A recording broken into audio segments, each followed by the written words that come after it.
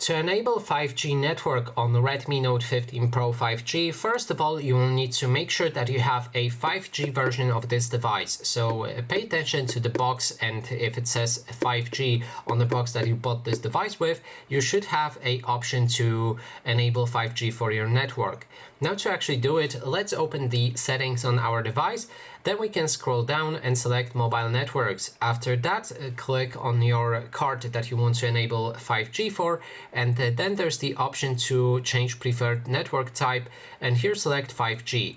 If you don't see this option, you either don't have the version of 5G with this device, or you don't have the carrier version of the 5G for that SIM card. So you will need to contact your provider and then I guess ask about 5G if it's supported.